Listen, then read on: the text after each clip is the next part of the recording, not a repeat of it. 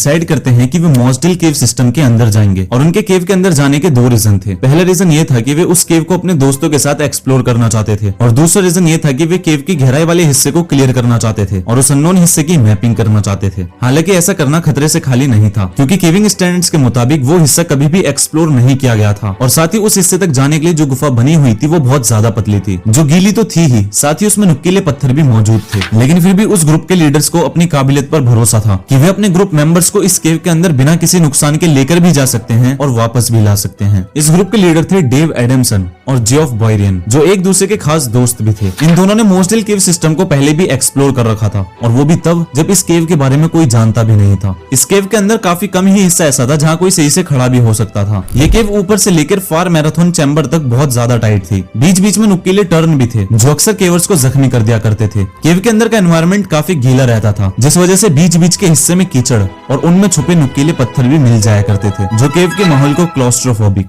या कहें तो दम घोटने वाला बना देता था। खैर, उन 10 लोगों का ग्रुप उस केव को एक्सप्लोर करने के लिए अंदर की तरफ जाता है और फिर अंदर जाते जाते उस ग्रुप के मेंबर्स को अजीब सा लगने लगता है। जैसे कि मैंने आपको बताया था कि केव बहुत पतली थी, जिस वजह से ग्रुप के 4 मेंबर अंदर जाने से वहीं मना कर देते हैं, जिनमें से 2 लेडीज थी और 2 जेंट्स, और उनमें से एक लेडी थी मोरैग फोर्ब्स, जो डेव एडमसन की फियांस थी। इन दोनों की अगले महीने शादी भी होने वाली थी। खैर, ग्रुप के बचे हुए 6 मेंबर्स जल्द से जल्द उस केव को एक्सप्लोर करने के लिए नीचे की तरफ जाते हैं, क्योंकि उन्होंने प्लान किया था कि वे इस केव के सबसे नीचे के रास्ते को क्लियर करेंगे और फिर उसकी मैपिंग करके दिन दिन में ही वापस आएंगे, वो भी शाम 5 बजे से पहले। खैर, सब कुछ ठीक ही चल रहा था, मौसम भी काफी अच्छा हो रहा था, आसमान में हल्के हल्के काले बादल भी थे, लेकिन ऐसे घबराने वाली कोई बात नहीं थी। वे सभी मेंबर्स एक एक करके अंदर जाना शुरू करते हैं, जिनमें से 2 लीडर्स और बाकी 4 मेंबर थे जो फुल्ली एक्सपीरियंस भी थे, और इन्हीं में से एक जॉन ऑगडन भी था, जो एक 17 साल का लड़का था। बाकी मेंबर्स को तो फिर भी केविंग का काफी एक्सपीरियंस था, लेकिन जॉन को कुछ भी एक्सपीरियंस नहीं था और वो उन सभी में सबसे छोटा भी था। खैर, ये लोग उस टाइट पैसेज में घुसना शुरू करते हैं और धीरे धीरे आगे की तरफ बढ़ते हैं। ये सभी लोग सबसे पहले रफ पैसेज पार करेंगे, इसके बाद नी रेगुलर सेक्शन और फिर एंड में ये फार मैराथन सेक्शन में जाकर पहुंचेंगे। खैर, ये लोग आगे की तरफ बढ़ते हैं, कभी टाइट पैसेज से गुजरते हैं तो कभी नुकीले पत्थरों का सामना करते हैं। ये पतली गुफा बीच बीच से बहुत ज्यादा टाइट थी और इसकी लंबाई 6 फुटबॉल फील्ड के बराबर थी, जो अप्रोक्सीमेटली 1800 फीट जितनी थी। खैर, वे लोग आगे की तरफ बढ़ते रहते हैं। तभी जॉन को काफी घबराहट होने लगती है। उसे डर भी लग रहा था कि कहीं वो इस गुफा में फंस ना जाए। ये गुफा 18 बाय 12 की थी, जिसका मतलब वो सिर्फ एक कंप्यूटर स्क्रीन जितनी चौड़ी थी। और घबराहट की बात ये थी कि इस गुफा में बीच बीच में शार्प टर्न भी थे। ये सभी केवर्स रेंगते रेंगते फार मैराथन के लगभग पास आ ही गए थे। इसके बाद आता है फार मैराथन से पहले का टर्न। ये टर्न बहुत ही ज्यादा शार्प था। ग्रुप के 5 मेंबर्स बड़ी मुश्किल से इस टर्न से निकलकर एक बड़े चैम्बर में पहुंच जाते हैं, लेकिन पीछे आ रहा जॉन इसमें फंस जाता है। इतना लंबा सफर तय करने के बाद जॉन काफी थक गया था और आगे बढ़ नहीं पा रहा था। थोड़ा वेट करने के बाद डेव उस गुफा में वापस जाता है और जॉन को पकड़कर वापस लाने की कोशिश करता है। काफी कोशिश करने के बाद डेव जॉन को बाहर निकाल ही लेता है, लेकिन जॉन को बाहर निकालते वक्त एक नुकीले पत्थर ने उसको जख्म दे दिया था। जॉन का थकने की वजह से पूरा चेहरा रेड हो चुका था, लेकिन अच्छी बात ये थी कि वे सभी अब बड़े चैम्बर तक पहुंच गए थे और ये वही बड़ा चैम्बर था जिस चैम्बर में आके सभी केवर्स आगे बढ़ने से पहले रेस्ट किया करते थे। खैर, अब यहाँ से आगे का रास्ता उतना पतला नहीं था जितना कि यहाँ तक आने वाला था। खैर, एक बात और, यहाँ तक आते वक्त अगर किसी केवर्स को यहाँ से वापस जाना होता था तो वो यहाँ से वापस जा सकता था, लेकिन जैसे ही कोई नियर मैराथन और फार मैराथन वाले रास्ते में एंटर हो जाता था तब उसे 900 फीट ट्रेवल करना ही पड़ता था और फिर बाद में जाकर ही वो वापस जा सकता था, जिसमें उनका 1 घंटा गायब होना तो तय था। खैर, वे सभी लोग फार मैराथन वाले चैम्बर में एंटर करते हैं और कई घंटों तक ट्रेवल करने के बाद उस सेक्शन में पहुंच जाते हैं जिसकी वे लोग मैपिंग करने आए थे। वे सभी उस गुफा को क्लियर करते हुए आगे की तरफ बढ़ते हैं और उस जगह का नक्शा तैयार करना शुरू करते हैं। वे सभी लोग इस वक्त ऐसे हिस्से में मौजूद थे जिसे उतना एक्सप्लोर नहीं कर रखा था। खैर, यही उनका टारगेट भी था कि वे केव के नए नए हिस्से को एक्सप्लोर करके उनका नक्शा तैयार करेंगे। खैर, गुफा के बाहर कोई भी मौजूद नहीं था, लेकिन फिर थोड़ी देर बाद डेव की फियांस मोरैग वहाँ चेक करने आती है कि अभी तक कोई केव से बाहर आया या नहीं। मोरैग को कोई भी नहीं दिखता है। इस वक्त हल्की हल्की बारिश भी हो रही थी, लेकिन वो बारिश इतनी हल्की थी कि कोई भी घबराने वाली बात नहीं थी। मोरैग वापस चली जाती है और फिर थोड़ी देर बाद बारिश बहुत तेज होनी शुरू हो जाती है।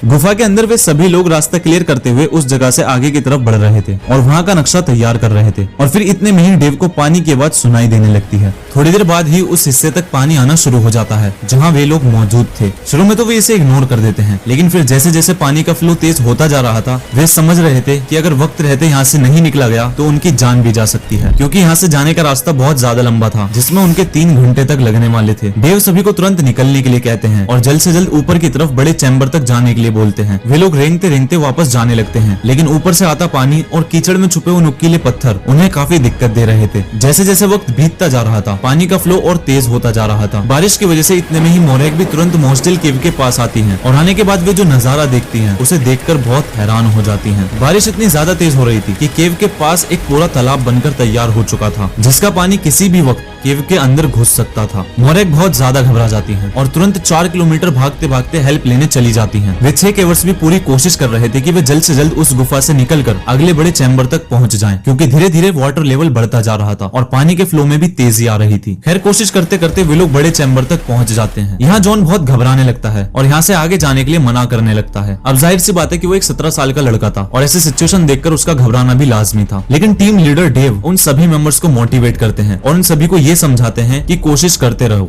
ये सुनकर माइकल और जॉफ बाहर निकलने के लिए गुफा में घुस जाते हैं। अब उन सभी को दोबारा से उसी टाइट गुफा को पार करते हुए आगे जाना था जिसमें आते वक्त जॉन फंस गया था। ये रास्ता बहुत टाइट था, कीचड़ मौजूद थी जिसमें नुकीले पत्थर भी छुपे हुए थे और अब तो आगे से पानी भी आ रहा था जो सीधा उनके फेस पर लग रहा था। अभी तक माइकल और जॉफ ही उस गुफा के अंदर गए थे और बचे हुए बाकी 4 मेंबर उस बड़े चैम्बर में ही रुके हुए थे। खैर गुफा के बाहर बारिश रुकने का नाम ही नहीं ले रही थी, जिस वजह से गुफा के अंदर पानी का लेवल बढ़ता जा रहा था। माइकल और जॉफ ऐसे में ऊपर की तरफ एयर पॉकेट ढूंढने की कोशिश करते हैं जिससे कि उन्हें सांस लेने के लिए थोड़ी जगह मिल जाए। यहाँ सबसे आगे माइकल चल रहा था और माइकल के पीछे था उनका लीडर जॉफ। माइकल जॉफ को चिल्लाकर आवाज भी मारता है कि यहाँ से आगे कैसे बढ़ा जाए, क्योंकि पानी का लेवल बढ़ता जा रहा था और बाहर निकलने का रास्ता भी बहुत दूर था। यहाँ तक कि बचने के लिए कोई सेफ प्लेस भी नहीं था। कड़वा सच यही था कि जब तक पानी का लेवल कम नहीं होता उन्हें यहीं रुकना पड़ेगा और इसके अलावा वे कुछ कर भी नहीं सकते थे। पीछे अभी भी गुफा में 4 लोग मौजूद थे और वे भी डेव के साथ गुफा में घुस जाते हैं और सबसे एंड में जॉन आता है जो पहले भी इस गुफा में फंस चुका था और इसी डर की वजह से वो आखिरी में आ रहा था। अब जो बचे मेंबर बाद में इस गुफा में आ रहे थे उन्हें भी उन्हीं दिक्कतों का सामना करते हुए आगे बढ़ना पड़ रहा था जो कुछ देर पहले उनके साथियों को करना पड़ रहा था। थोड़ी देर बाद वे भी ऊपर की तरफ एयर पॉकेट ढूंढने लगते हैं कि उन्हें कोई जगह मिल जाए जहां वे सांस ले सकें और आराम से आगे बढ़ सकें। ये तो फिर भी अभी कम परेशानियां थी, लेकिन अभी तो इन्हें असली परेशानी का सामना करना था। गुफा के बाहर का माहौल बहुत ज्यादा बिगड़ा हुआ था और बारिश बहुत तेज हो रही थी और इसी तेज बारिश के चलते जो बाहर तालाब बन गया था उसका पानी गुफा में मुड़ जाता है और पानी बहुत तेजी से गुफा के अंदर घुसता है। जो ग्रुप मेंबर्स पानी के अंदर मौजूद थे उनकी हालत और ज्यादा खराब होने लगती है और छोटे छोटे पानी में आते हुए पत्थर सीधा उनके फेस पर लग रहे थे। सबसे एंड में जॉन आ रहा था जो अपने मेंबर्स की चीखों की आवाज सुनता है जो केव से वापस बड़े चैम्बर तक जाने के लिए चिल्ला रहे थे। जॉन खुद को रबर बूट्स की मदद से पीछे ले जाने की कोशिश भी करता है, लेकिन फिर एक वक्त के बाद वो बहुत ज्यादा थक जाता है और वापस बाहर नहीं जा पाता है। देखते ही देखते पूरी गुफा में पानी भर जाता है। जॉन अपनी जान बचाने के लिए ऊपर की छोटी दरार में खुद को घुसाने की कोशिश करता है क्योंकि पानी की रफ्तार बहुत तेज हो चुकी थी। हालांकि वो गुफा इतनी बड़ी नहीं थी कि कोई भी उसमें आसानी से फिट हो सके, लेकिन फिर भी जॉन पूरी कोशिश करते हुए उस गुफा के अंदर जाने की कोशिश करता रहता है और खुद को जब तक ऊपर धकेलता रहता है जब तक कि उसका मुंह उसमें फंस नहीं जाता। केव के बाहर सभी रेस्क्यू टीम आ गई थी और तुरंत रेस्क्यू मिशन चालू करती है। रेस्क्यू टीम तुरंत 100 से ज्यादा वाटर पंप लगाकर पानी को बाहर खींचने की कोशिश करती है और जैसे जैसे बाहर का पानी क्लियर हो जाता है उसके बाद केव में पाइप डालकर उसका सारा पानी बाहर खींचने की कोशिश करती है और उस केव में मौजूद सभी गुफाओं को क्लियर करती है। जैसे ही रास्ता क्लियर होता है केवर्स तुरंत उस गुफा के अंदर जाते हैं और जल्द से जल्द फार मैराथन वाले हिस्से तक पहुंचने की कोशिश करते हैं। वे वहां जाकर कई घंटों तक खूब आवाजें मारते हैं ताकि उन केवर्स को आवाज आ जाए और वे सभी बाहर निकल आएं। घंटों तक आवाज मारने के बाद भी उन्हें किसी भी केवर्स का जवाब नहीं मिलता है। इसके बाद रेस्क्यूअर्स अंदर जाने की कोशिश में लग जाते हैं और अंदर जाते वक्त उन्हें ऊपर की तरफ 2 पैर लटके हुए दिखते हैं और ये पैर असल में माइकल के थे जो उन सभी में सबसे आगे चल रहा था। थोड़ा और अंदर जाने के बाद उन्हें जेफ की भी बॉडी दिख जाती है। ये देखकर रेस्क्यूअर्स को समझ आ रहा था कि पानी के तेज फ्लो से बचने के लिए ये लोग ऊपर की तरफ मुड़े थे, लेकिन जब गुफा पूरे तरीके से पानी से भर गई थी तब उनके पास कोई ऑप्शन नहीं बचा था।